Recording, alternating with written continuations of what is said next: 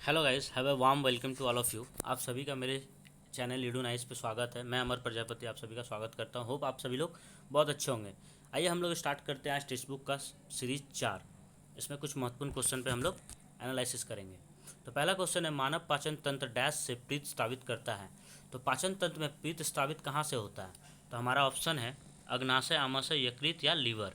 तो हम लोग का जो पित्त स्त्रावित करता है वो स्त्रावित कहाँ होता है? वो लीवर में होता है। तो याद रखिए इसका आंसर हो जाएगा लीवर।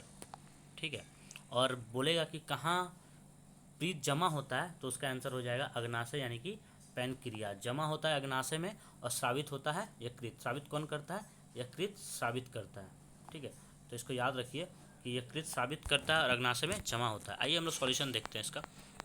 सॉल्यूशन बोल रहा है, यकृत मानव पाचन तंत्र में पित्त का स्त्राव करता है। पित्त वसा के पाशीकरण अर्थात वसा के बहुत छोटे छोटे अणुओं में टूटने में मदद करता है। पित्त जो होता है लाइपेज को सक्रिय करने में भी मदद करता है, जो अग्नाशय द्वारा स्रावित होता है। तो 3 पॉइंट है। यकृत जो है मानव पाचन तंत्र में पित्त का स्त्राव करता है तथा ये पाशीकरण यानी वसा के छोटे छोटे अणुओं में टूटने में मदद भी करता है। तीसरा पॉइंट है, ये लाइपेज को सक्रिय करता है, उसकी मदद करता है तथा अग्नाशय द्वारा स्रावित होता है। तो स्रावित होता है अग्नाशय द्वारा और पित्त का स्राव करता है यकृत। यकृत यानी कि लीवर। आइए हम लोग देखते हैं कौन सी ग्रंथि में कौन कौन से एंजाइम पाए जाते हैं। तो आमाशय में पाए जाते हैं HCl अम्ल और पेप्सिन। क्या क्या पाए जाते हैं? HCl अम्ल, पेप्सिन और रेनिन। अग्नाशय में पाए जाते हैं ट्राइप्सिन, लाइपेज, एमाइलेज। छोटी आंत में पाए जाते हैं सुक्रोज, माल्टोज, एरेप्सिन और लैक्टोज। आइए हम लोग इमेज के द्वारा समझेंगे। ये देखिए मानव हृदय का ये लीवर है। ठीक है, लीवर लीवर है। तो ये मानव हृदय के दाहिने और मध्य भाग में स्थित रहता है। पसलियों से ये ढका रहता है ताकि इस पर चोट ना पड़े। ठीक है। और हम लोग जब अधिक मद्यपान का सेवन करते हैं या अधिक जंक फूड खाते हैं, तब इसी लीवर में क्या होता है? फैटी लीवर हो जाता है, जिसका 4th स्टेज जो है वो सिरोसिस होता है। और सिरोसिस होने के बाद लीवर फेल हो जाता है। ठीक है, आपने किडनी फेल होने के बारे में सुना होगा, पर लीवर भी फेल हो जाता है जब सिरोसिस हो जाता है। वो सड़ने लगता है। फिर वो आपके खाने वाले जो पाचन चीज़ है उसको वो डाइजेस्ट नहीं कर पाता है। नेक्स्ट पे आ जाते हैं हम लोग। नेक्स्ट क्वेश्चन है हम लोग का, निम्नलिखित में से कौन सा वेग समय का संबंध के लिए समीकरण है? वेग का जो हम लोग का समीकरण होता है उसका संबंध कौन दर्शाता है? वेग समय का संबंध। तो महत्वपूर्ण 3 समीकरण होते हैं। पहला होता है v = u+at होता है। दूसरा होता है v² + u² + 2as होता है। और तीसरा जो होता है वो होता है s=ut। तीसरा जो होता है वो होता है s=ut+½ AT²। ठीक है, ½ AT²। इसको याद रखिए। तो बोल रहा है कि हमारा वेग और समय का संबंध कौन दर्शाता है? तो इसका ऑप्शन 4 सही हो जाएगा, क्योंकि देखिए v में वेलोसिटी है और t में टाइम है। और इसके अलावा किसी में भी वेलोसिटी और टाइम एक साथ नहीं है। पहले वाले में देखिए इसमें टाइम तो आपको मिल जाएगा पर इसमें वेलोसिटी नहीं मिलेगा। दूसरा समीकरण तो सीधे गलत है। ठीक है, तीसरा समीकरण सही है पर इसमें आपको एस मिलेगा। एस मतलब दूरी एंड दूरी जिसको विस्थापन बोलते हैं। ए फॉर एक्सेलरेशन मिलेगा, वी फॉर वेलोसिटी मिलेगा, पर टाइम नहीं मिलेगा। यही एक समीकरण है जिसमें वेलोसिटी और टाइम दोनों। यार क्वेश्चन में हमारा पूछा भी है कि कौन सा वेग और समय के संबंध को दर्शाता है? वेग फॉर वेलोसिटी, समय फॉर टाइम। तो हमारा चौथा ऑप्शन करेक्ट हो जाएगा। ठीक है, चौथा ऑप्शन करेक्ट है। आइए इसका सॉल्यूशन देखते हैं। गति का पहला समीकरण वेग और समय के बीच संबंध को देता है। गति का पहला समीकरण होता है v=u+at।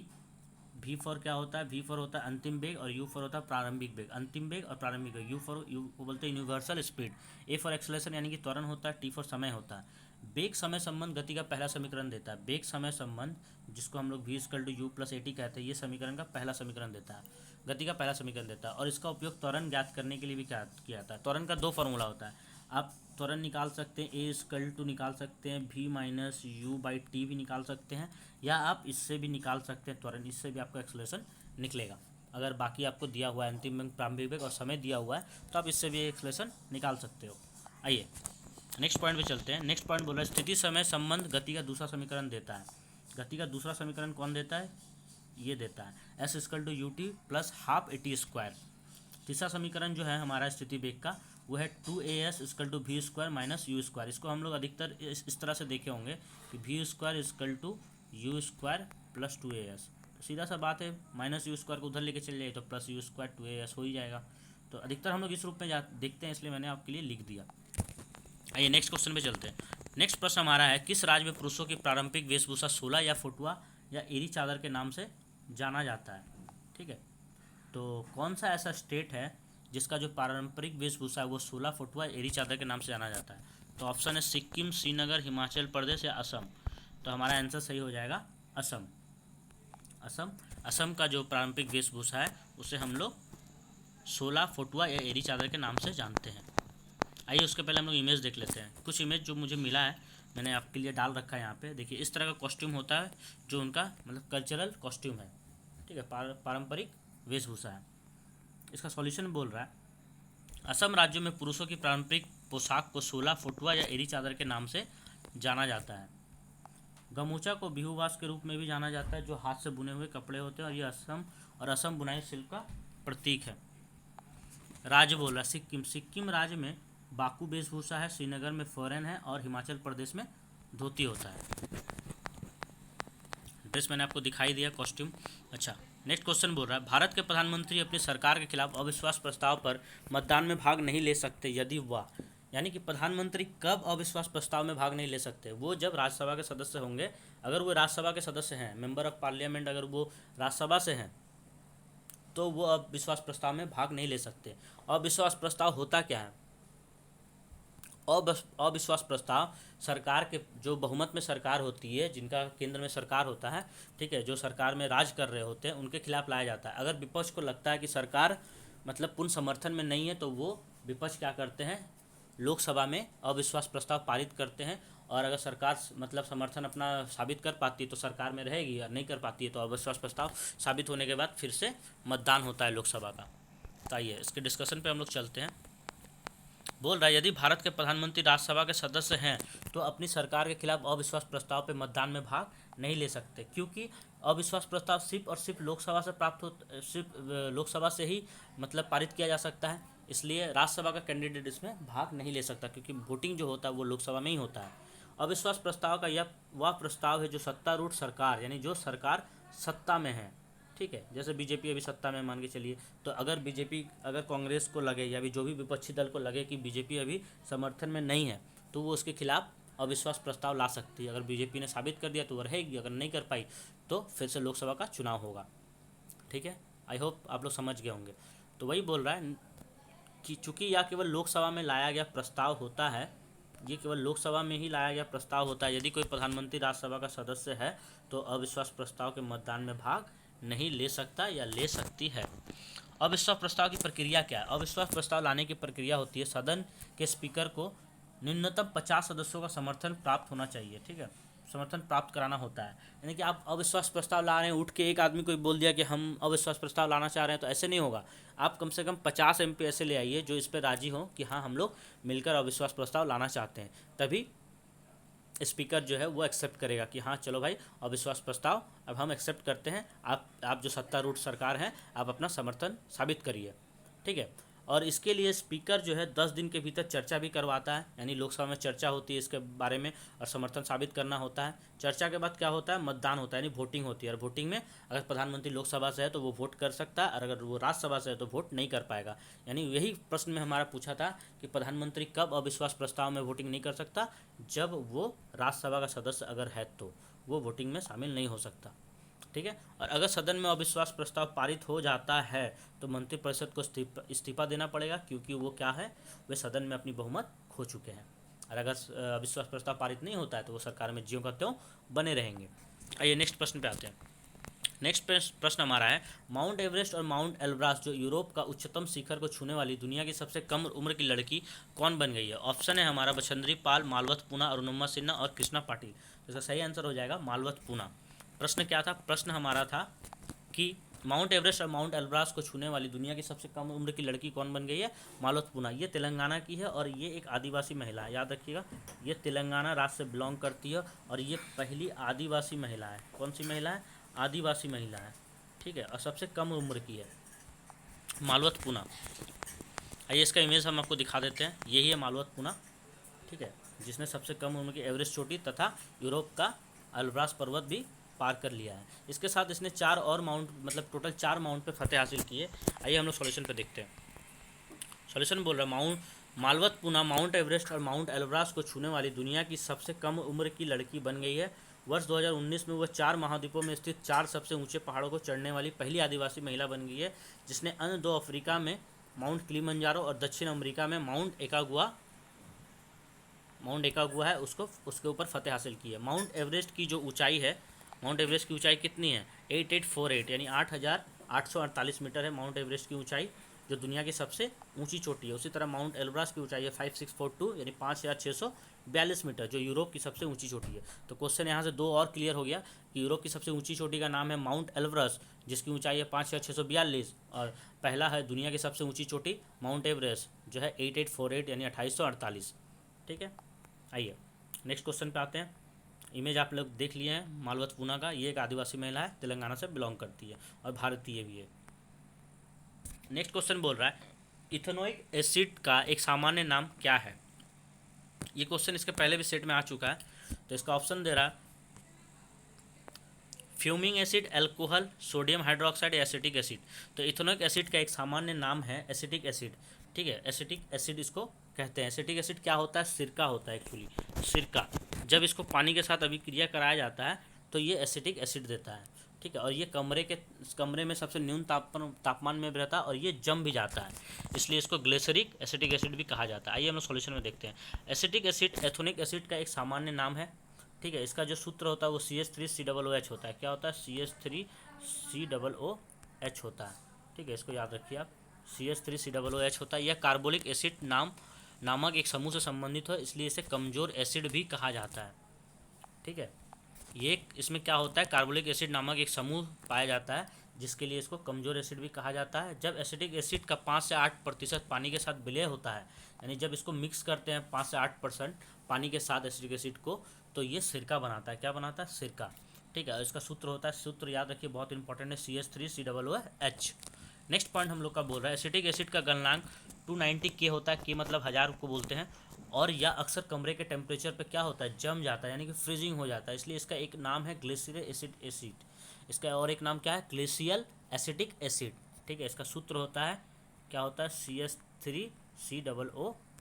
याद रखिएगा, CH3COOH, ये बहुत इंपॉर्टेंट है, CH3COOH। इसको तो आप जरूर से जरूर याद रखिए। एसिटिक एसिड का सूत्र आपसे कभी भी पूछ सकता है। आइए नेक्स्ट क्वेश्चन पर हम लोग चलते हैं।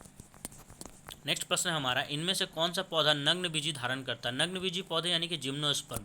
जिम्नोस्पर्म पौधे कौन से होते हैं? जिम्नोस्पर्म जो पौधे होते हैं, जिम्नोस्पर्म पौधे होते हैं, इनके बीज जो होते हैं ना, ये खुली रूप में होते हैं, यानी नग्न अवस्था में रहते हैं, इसलिए इनको नग्न बीजी या जिम्नोस्पर्म पौधा कहा जाता है। तो ऑप्शन है यहाँ पे फुनेरिया, देवदार, मर्सिले या कैरा। तो आपका राइट आंसर हो जाएगा देवदार।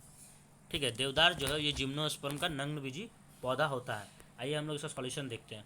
सॉल्यूशन में बोल रहा है देवदार का पौधा नग्न बीज धारण करता है। देवदार पौधे में जिम्नोस्पर्म के अंतर्गत आता है। देवदार पौधा किसके अंतर्गत आता है? जिम्नोस्पर्म के अंतर्गत आता है। जिम्नोस्पर्म ऐसे पौधे होते हैं जिनमें बीजांड किसी अंडाशय की भित्ति से ढके नहीं होते, यानी कि ये नग्न अवस्था में होते हैं। ये निषेचन के पहले और बाद दोनों में उजागर होते हैं। ठीक है, ये निषेचन के पहले और बाद में दोनों उजागर होते हैं, मतलब खुले रूप में रहते हैं, नग्न अवस्था में रहते हैं। इनका आवरण ढका नहीं होता है, और निषेचन के बाद विकसित होने के बाद बीजों को कवर नहीं किया जाता। कवर होता ही नहीं है, नग्न रूप में होते हैं, तो कवर कहाँ से होगा? इसलिए इन्हें नग्न बीजी यानी कि जिम्नोस्पर्म पौधे भी कहा जाता है। ठीक है, याद रखिए जिम्नोस्पर्म, कभी कभी इंग्लिश में आपको दे देगा वर्ड जिम्नोस्पर्म। ठीक है, आइए नेक्स्ट क्वेश्चन पे चलते हैं। देखिए जिम्नोस्पर्म का मैंने इमेज दे रखा है। जिम्नोस्पर्म पौधे यही सब है। देखिए ये खुले अवस्था में है, इनके बीज जो है खुले अवस्था में है, ढका हुआ नहीं रहता। ये जिम्नोस्पर्म पौधे हैं। आई होप आप लोगों को समझ में आ गया होगा। आइए नेक्स्ट क्वेश्चन है, तटस्थ लिटमस सॉल्यूशन का रंग क्या होता है? लिटमस क्या होता है एक्चुअली? लिटमस वो होता है, लिटमस पेपर को जब भी आप एसिड में डालिएगा ना, तो वो हमेशा क्या होता है? लाल हो जाता है। और जब भी लिटमस पेपर को आप क्षार में डालिएगा तो ब्लू हो जाता है, यानी कि नीला हो जाता है। ठीक है, बैगनी हो जाता है, सॉरी नीला नहीं होता है, बैगनी हो जाता है। तो पूरा तटस्थ लिटमस सॉल्यूशन का रंग क्या होता है? तो तटस्थ लिटमस सॉल्यूशन का रंग बैगनी होता है। आइए इसका हम लोग देखते हैं सॉल्यूशन। सॉल्यूशन इसका बोल रहा है, एक तटस्थ लिटमस सॉल्यूशन का रंग बैगनी है, क्योंकि लिटमस सॉल्यूशन बैगनी रंग से बना होता है, जिसे लिंचेस से निकाला जाता है।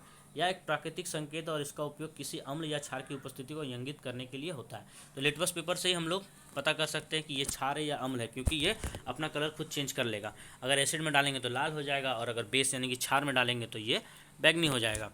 तो आइए हम लोग देखते हैं, इसका इमेज की सहायता से देखेंगे। एक लिटमस पेपर एक एसिड की उपस्थिति में लाल रंग में बदल जाता है और ये क्षार की उपस्थिति में नीले रंग में बदल जाता है। हम लोग ने ये पढ़ लिया है। आइए हम लोग इमेज देखते हैं। इमेज से हम लोग को क्लियर होगा काफ़ी कुछ। देखिए, ये मैंने इमेज दे रखा है। ये है एसिड, एक में है एसिड, एक में है बेस, ठीक है। तो अगर एसिड वाले में हम जब अपना लिटमस पेपर डालते हैं तो देखिए ये नीला को क्या कर देता है, रेड कर देता है। नीला को क्या कर देता है, रेड कर देता है। और उसी लिटमस पेपर को जब हम लोग बेस में डालते हैं तो ये रेड को क्या कर देता है, बैगनी कर देता है। कैसा कर देता है, बैगनी। तो याद रखिए, एसिड में डालेंगे तो लाल कर देगा, और बेस में डालेंगे यानी क्षार में डालेंगे तो वो बैगनी कर देगा लिटमस पेपर को, ठीक है। आइए, होप समझ गए होंगे। मैग्नीशियम की परमाणु संख्या 12 है, तो इसकी संयोजकता क्या होती है। संयोजकता क्या होती है, संयोजकता जब भी हम लोग निकालते हैं तो संयोजकता हम लोग निकालते हैं परमाणु संख्या पे, यानी कि एटॉमिक नंबर पे। तो मैग्नीशियम की परमाणु संख्या कितनी है, मैग्नीशियम Mg की परमाणु संख्या 12 होती है। ऊपर जो होता है उसको परमाणु द्रव्यमान या परमाणु भार कहते हैं। परमाणु द्रव्यमान या परमाणु भार कहते हैं। ऊपर वाले को क्या कहते हैं, परमाणु द्रव्यमान या परमाणु भार। और नीचे में जो होता है उसको हम लोग कहते हैं एटॉमिक नंबर। इसी को हम लोग इलेक्ट्रॉन की संख्या तथा प्रोटॉन की संख्या से भी हम लोग सूचित करते हैं। तो हम लोग को यहाँ क्वेश्चन में पूछा है मैग्नीशियम की परमाणु संख्या 12 है, तो इसकी संयोजकता क्या होगी। तो देखते हैं हम लोग। इसका आंसर दे रहा है 2 + 2 कैसे हो रहा है, आइए हम लोग देखते हैं। मैग्नीशियम परमाणु की संयोजकता 2 है। किसी परमाणु की सबसे बाहरी कक्षा में मौजूद जो इलेक्ट्रॉन की संख्या होती है उसी को संयोजकता कहा जाता है। यानी कि अंतिम में आपको जो इलेक्ट्रॉन की संख्या बच जाएगी उसको हम लोग संयोजकता कहते हैं। हम जानते हैं कि मैग्नीशियम का बाहरी कक्ष में इलेक्ट्रॉन की संख्या 1s2 2s2 2p6 3s2 होता है। जैसा कि प्रत्येक परमाणु ऑक्टेन विन्यास तक पहुँचने की कोशिश करता है और फलस्वरूप एक पूर्ण बाहरी आवरण होता है। उसके बाद बोला, इसलिए एक ऑक्टेट विन्यास तक पहुँचने के लिए एक मैग्नीशियम परमाणु अपनी सबसे बाहरी कक्षा 2 इलेक्ट्रॉन को खो देगा जो नियॉन के स्थिर विन्यास तक पहुंचेगा। यानी कि 12 होता है तो 10 तक रखेगा और 2 खो देगा, यानी 2 बाहरी कक्षा में इलेक्ट्रॉन की संख्या रहेगी जो उसकी संयोजकता होती है। तो आइए हम लोग इमेज के माध्यम से समझते हैं। तो पहले आप समझिए कि इसकी 4 कक्षाएँ और 4 उपकक्षाएँ होती हैं। जो 4 कक्षाएँ होती है उसको बोलते हैं KLMN, और जो 4 उपकक्षाएँ होती हैं उसका नाम होता है SPDF। तो कौन कितना लेगा ये आपको याद रखना है, ठीक है। इसमें K में लेता है S और L में लेता है SP दोनों, और M में लेता है SPD और N में लेता है SPDF, चारों लेता है। तो जब इस तरह से निकालिएगा तो आपको अंतिम कक्षा में सिर्फ 2 इलेक्ट्रॉन बच जाएंगे जो उसकी संयोजकता कहलाएगी। आइए नेक्स्ट क्वेश्चन पर आते हैं। बोल रहा है डैश समूह में 18 के तत्व हैं। बोल रहा समूह 18 के तत्व कौन सा है। तो ऑप्शन आपको दे रखा है क्षारीय पार्थिव धातु, नोबल गैस, हैलोजन या क्षारीय धातु। इनमें से कौन सा समूह 18 में है। तो ये क्वेश्चन है आपका पीरियोडिक टेबल का प्रश्न है। बोल रहा है कि ग्रुप 18 में कौन से तत्व शामिल होते हैं। तो आंसर है इसका नोबल गैस। नोबल गैस को अक्रिय गैस भी कहते हैं, ठीक है। तो नोबल गैस क्या होता है, आवर्त सारणी में यानी कि पीरियोडिक टेबल के समूह 18 में जो होते हैं उन्हीं को नोबल गैस और अक्रिय गैस कहा जाता है। नोबल गैस कहिए या अक्रिय गैस कहिए। वे क्या होते हैं, वे होते हैं helium, neon, organ, krypton, xenon और रेडॉन, ठीक है। यहाँ क्विसनन लिखा हुआ है किंतु इंग्लिश में एक्सी को हम लोग जेनॉन बोलते हैं, आरएन को रेडॉन बोलते हैं, और ऑर्गनेशन और यूनोकिक्टम एक ही चीज़ होता है, ठीक है। तो टोटल 7 होते हैं, याद रखिएगा। हेलोज क्या होता है, नोबल गैस या अक्रिय गैस समूह 18 में पीरियोडिक टेबल में टोटल 7 होते हैं। इन गैसों को अक्रिय गैस भी कहा जाता है क्योंकि ये वे जब अन्य तत्वों के साथ प्रतिक्रिया करते हैं तो किसी भी यौगिक का निर्माण नहीं करते हैं और उनमें या तो ऑक्टेट या द्विक विन्यास होता है। और नीचे बोल रहा है हेलोजन। देखिए कौन से समूह में कौन सा धातु मौजूद होता है, कौन सा एलिमेंट मौजूद रहता है, ये आप देख लीजिए। समूह 17 में हेलोजन रहता है, समूह 2 में क्षारीय पार्थिव धातु रहता है, समूह 1 में क्षारीय धातु रहता है। तो हेलोजन रहेगा ग्रुप 17 में, क्षारीय पार्थिव धातु रहेगा ग्रुप 2 में, और क्षारीय धातु रहता है ग्रुप 1 में, ठीक है। और आपको याद रखना है कि नोबल गैस को ही हम लोग अक्रिय गैस भी कहते हैं, और ये ग्रुप 18 में मौजूद होता है। आइए नेक्स्ट क्वेश्चन की तरफ चलते हैं। देखिए यहाँ पे इमेज के माध्यम से भी आप देख लीजिए। ग्रुप 18 में जो तत्व हैं वह helium, neon, organ, krypton, xenon, radon और ऑर्गेनेसॉन। गिन लीजिए 7 होंगे टोटल, 1 2 3 4 5 6 7, टोटल 7 होते हैं। नोबल गैस या अक्रिय गैस ग्रुप 18 में 7 ही होते हैं, ठीक है। ख़त्म हो गया। तो ये रहा हमारा टॉप 10 क्वेश्चन। होप आप सभी को मज़ा आया होगा, और अगर अच्छा लगे थोड़ा भी तो सब्सक्राइब करिए, सब्सक्राइब ज़रूर करिए, और अगर अच्छा नहीं लग रहा है तो डिसलाइक करिए, पर सब्सक्राइब ज़रूर करिए, सपोर्ट करिए। Thank you so much. मिलते हैं नेक्स्ट वीडियो के साथ। धन्यवाद।